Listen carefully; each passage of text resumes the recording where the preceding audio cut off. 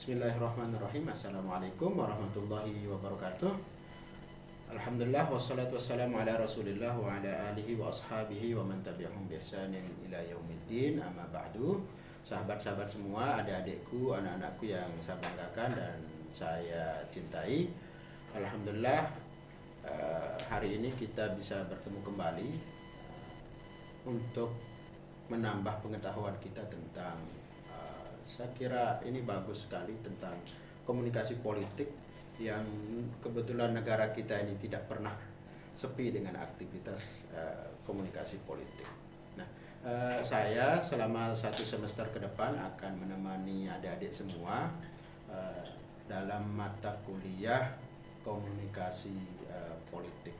Nah, tapi sebelum perkuliahan kita mulai, saya ingin menjelaskan ke adik-adik semua terkait dengan deskripsi mata kuliah yang akan kita diskusikan 1 semester ke depan. Nah, mata kuliah komunikasi politik ini itu menjelaskan bagaimana gambaran umum tentang proses komunikasi dalam kegiatan politik, kemudian pengertian dan pemahaman komunikasi politik akan kita bahas secara khusus karena perbedaan-perbedaan penting dalam kajian komunikasi politik pada umumnya juga ada. Oleh karena itu perkuliahan ini menjelaskan serta memberikan pengetahuan tentang konsep-konsep, proses, model serta dimensi-dimensi komunikasi politik. Nah, dalam mata kuliah ini nanti juga kita akan membahas tentang perkembangan-perkembangan terkait dengan isu-isu politik serta praktek komunikasi politik di Indonesia, baik di tingkat nasional maupun di tingkat lokal. Nah, khusus untuk kita di Nusa Tenggara Barat, banyak sekali aktivitas komunikasi politik yang bisa kita kaitkan, bisa kita tarik dalam diskusi-diskusi perkuliahan kita nanti terkait dengan mata kuliah komunikasi politik ini. Kemudian nanti kita juga akan mendiskusikan tentang bagaimana pemanfaatan media dalam komunikasi politik, baik itu media konvensional maupun new media hari ini atau media baru sebagai media komunikasi politik. Nah, untuk lebih jelasnya bahwa rencana pembelajaran kita terkait dengan komunikasi politik ini setidaknya ada ke depan itu ada 14 kali pertemuan yang akan kita lalui dengan berapa tema perkuliahan. Yang pertama itu nanti pada minggu depan kita akan mencoba untuk mendiskusikan tentang komunikasi politik, kemudian konsep politik. Nah, ini isinya tadi komunikasi dan politik itu berisi tentang konsep komunikasi politik. Kemudian konsep negara juga kita akan diskusikan. Kemudian sistem politik. Nah, ini selalu berkaitan ini ya. Kemudian komunikasi politik dalam negara demokrasi. Itu yang kita diskusikan nanti pada pertemuan yang pertama. Mudah-mudahan bisa selesai satu pertemuan satu topik gitu ya. Kemudian pada pertemuan ketiga itu adalah kita ingin mengkerucut pada komunikasi politik. Nah, jadi definisi khusus komunikasi politik, kemudian unsur-unsur dalam komunikasi politik, paradigma, kemudian pemikiran-pemikiran gitu ya terkait dengan komunikasi politik, dan nanti kita juga akan mendiskusikan tentang komponen komunikasi politik itu sendiri. Nah, pada pertemuan keempat, adik-adikku yang saya banggakan, kita akan mendiskusikan tentang peran media di sini. Jadi pesan media dan khalayak dan efek komunikasi politik itu sendiri. Nah, pada pertemuan kelima kita akan lanjutkan dengan mendiskusikan tentang fungsi komunikasi politik. Nah, pada pertemuan keenam nanti saya akan mengajak teman-teman semua, adik-adikku, untuk mendiskusikan tentang opini publik dalam komunikasi politik, seperti apa posisinya nanti. Nah, nanti kita diskusikan. Kemudian pertemuan ke-7 itu sebelum ujian tengah semester kita laksanakan, saya akan mengajak teman-teman untuk evaluasi. Artinya nanti mungkin ada tugas tambahan untuk teman-teman dalam mata kuliah ini, seperti misalnya membuat konten komunikasi politik berupa pelajar atau video-video pendek terkait dengan komunikasi politik. Kemudian pada pertemuan ke-8 itu kita ujian tengah semester, dan pertemuan ke-9 kita lanjut pasca ujian tengah semester, ada komunikasi politik, kemudian berupa media komunikasi politik. Jadi tipe saluran komunikasi politik kita akan diskusikan. Kemudian pada pertemuan 10 itu ada dramaturgi komunikasi politik. Jadi aktivitas komunikasi politik itu penuh dengan drama kalau bahasa orang sekarang gitu ya. Lain di depan, lain di muka gitu ya. Kemudian pada pertemuan ke-11 adik-adik kita akan mendiskusikan tentang pemasaran politik. Nah, pemasaran politik itu isinya bagaimana persepsi, kemudian bagaimana seorang komunikator politik itu membangun citra politik dan bauran dalam pemasaran politik itu sendiri. Nah, pada pertemuan ke-12 kita akan mendiskusikan tentang propaganda dalam komunikasi politik, teknik propaganda dan bagaimana cara membuat propaganda. Nah, ini lebih pada teknis, bagaimana kemudian nanti kalau misalnya adik-adik terjun kepada dunia politik, maka propaganda dalam komunikasi politik teman-teman juga harus kuasai. Nah, pada pertemuan ke-13 saya akan mengajak teman-teman untuk mendiskusikan tentang kampanye politik. Nah, kampanye politik itu ada kampanye politik yang dilakukan oleh komunikator profesional, nanti kita melihat seperti itu. Kemudian ada perencanaan dan langkah-langkah kampanye politik. Kemudian teknik menyusun pesan-pesan politik. Nah, ini sebelum pesan-pesan politik itu kita hadirkan ke ranah khalayak, maka kita akan menyusun kampanye-kampanye politik. Dan pertemuan ke-14 dan 15 itu presentasi hasil tugas teman-teman atau pembuatan konten tadi tentang komunikasi politik. Dan pertemuan ke-16 kita akhiri dengan ujian akhir semester. Demikian rencana pembelajaran semester kita untuk 16 pertemuan ke depan. Saya akhiri dengan ucapan wassalamualaikum warahmatullahi wabarakatuh. Terima kasih atas atensinya semua. Assalamualaikum warahmatullahi wabarakatuh. Waalaikumsalam warahmatullahi wabarakatuh. Bagaimana kabar Anda semua hari ini? Alhamdulillah.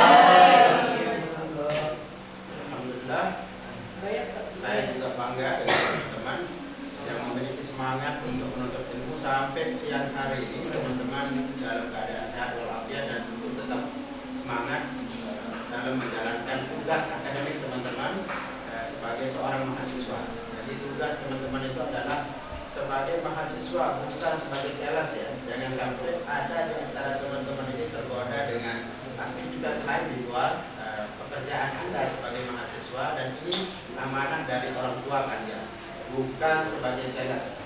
Banyak yang tergoda di luar sana mahasiswa ini belum selesai kuliah sudah ingin bekerja ya.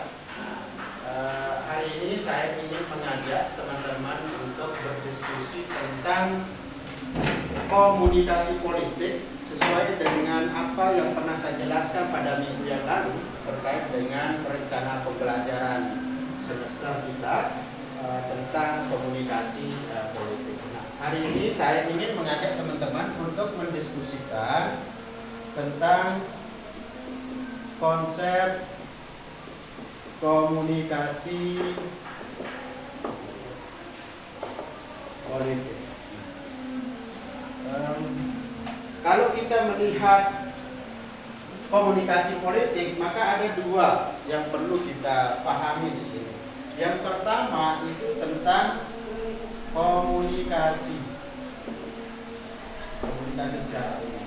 Terus yang kedua itu tentang politik. Nah, dari sini teman-teman bisa kita mengambil sebuah penafsiran. Kalau pada semester yang lalu mungkin teman-teman pernah mendapatkan mata kuliah pengantar ilmu komunikasi atau teori komunikasi. Maka itu kita sandingkan di sini. Komunikasi, ada yang masih ingat tentang apa itu komunikasi? Mbaknya? Masih ingat tentang komunikasi? Apa itu komunikasi? Berbicara dengan orang, satu orang atau lebih. Mas Rudi, apa yang Anda pahami tentang komunikasi? Apa tadi berbicara dengan satu orang atau lebih?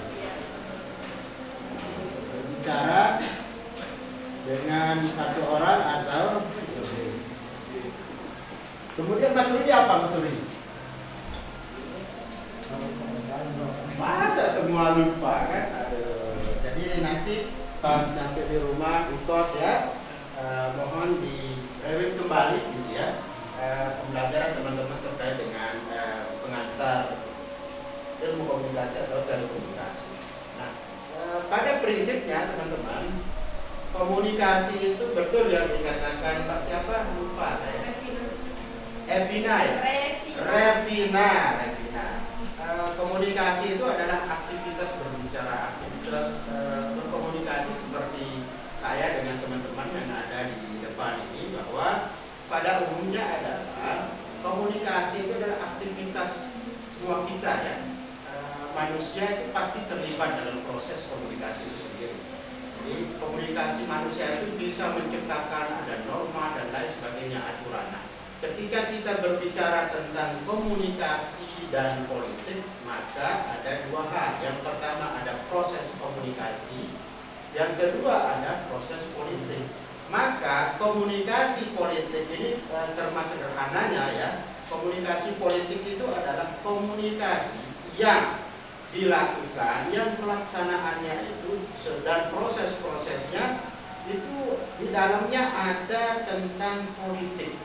Jadi ingat, beda dengan komunikasi yang lain dengan komunikasi politik adalah terletak pada pesannya. Jadi kalau ini pesan-pesannya tentang politik. Politik itu apa saja? Ya, bisa tentang pemerintahan.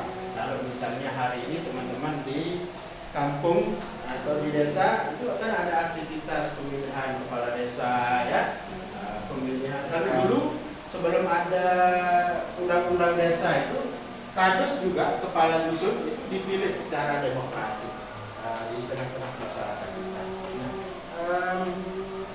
Selanjutnya namanya komunikasi itu secara umum dulu pernah kita jelaskan pada semester yang lalu bahwa komunikasi itu kan sederhananya komunis.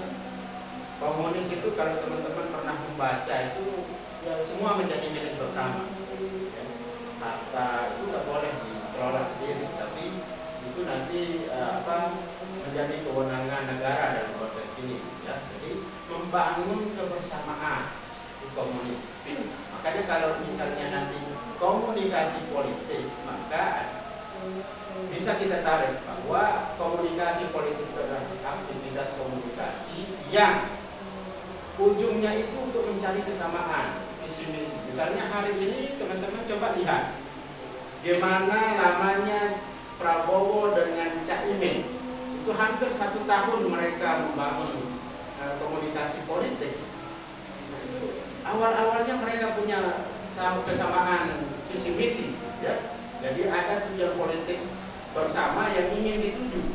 Walaupun hari ini, fakta hari ini, realitas hari ini kita melihat bahwa komunikasi politik antara Partai Gerindra dengan Partai PKB itu berjalan buntu dan berakhir di tengah jalan.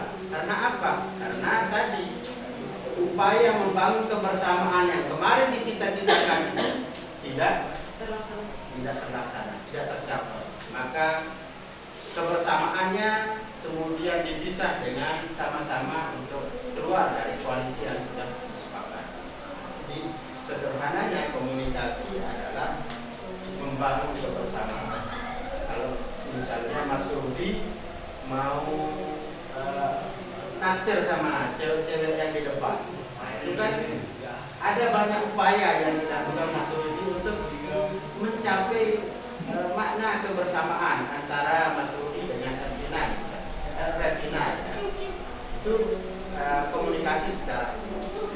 Kalau dalam pandangan para ilmuwan, komunikasi itu sederhananya begini, bahwa menurut Rogers misalnya itu menyebut bahwa komunikasi itu adalah proses pengalihan ide dari satu sumber seperti yang dikatakan Regina tadi, itu mirip dengan tafsirnya Rogers.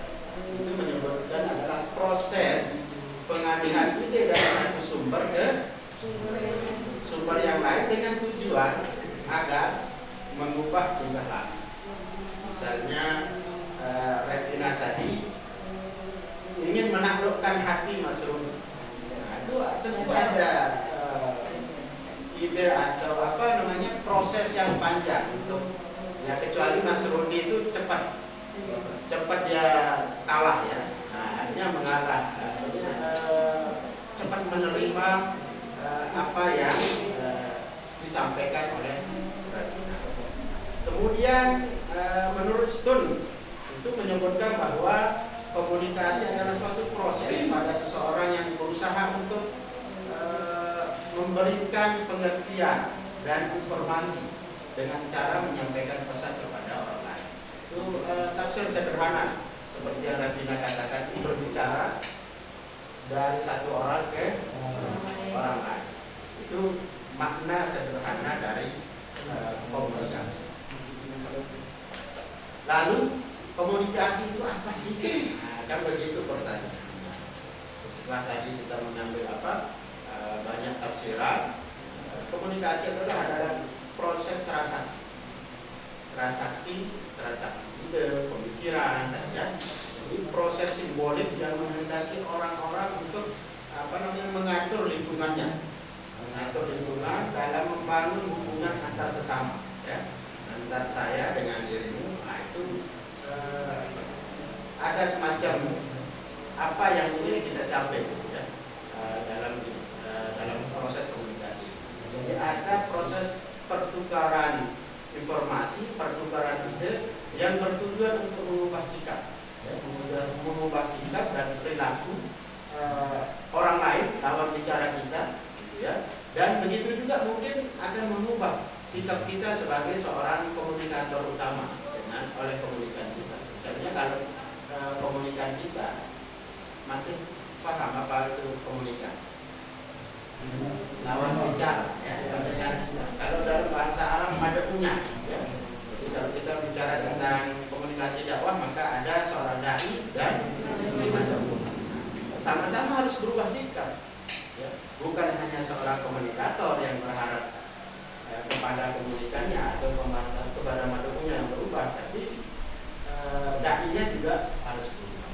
Bisa saja misalnya seperti kenapa sih jamaah ini kok tidur semua? Nah, itu kan harus ada perubahan sikap dari dai atau komunikatornya, biar kalian itu tidak tidur. Nah, saya kira cukup sampai di sini ya pengantar awal terkait dengan komunikasi politik. Kita baru masuk pada terma sederhana tentang komunikasi politik. Nanti kita akan juga berbicara rukun-rukunnya. Nah, itu ada, bukan hanya rukun Islam, rukun iman, tapi dalam konteks politik juga ada rukun-rukun. Mungkin ada yang tidak mau bertanya. Coba, ada yang Mas Rudi, apa yang Anda pahami tentang komunikasi politik secara sederhana? Kita minum. Ayo Mas Rudi, Abdul Malik Madani. Oh, tadi kita. Lanjut. Regina. Ready? Ayo Regina. Apa bertanya? Enggak ada sih. Yang lain aja. Rosa. Atau saya yang tanya kalian. Saya tanya kalian. Mas Rudi, coba ulangi apa yang Anda pahami tentang komunikasi politik. Komunikasi politik adalah suatu komunikasi yang mana yang dibahas mengenai tentang politik. Isinya itu semuanya itu mengenai politik. Seperti contohnya misal pemilihan kepala desa, pemilihan dewan dan sebagainya. Posisi Anda sebagai seorang komunikator, kalau dari jadi komunikator politik, isi pesan-pesan yang disampaikan Rudi itu adalah pesan-pesan politik. Pesan-pesan politik itu apa saja?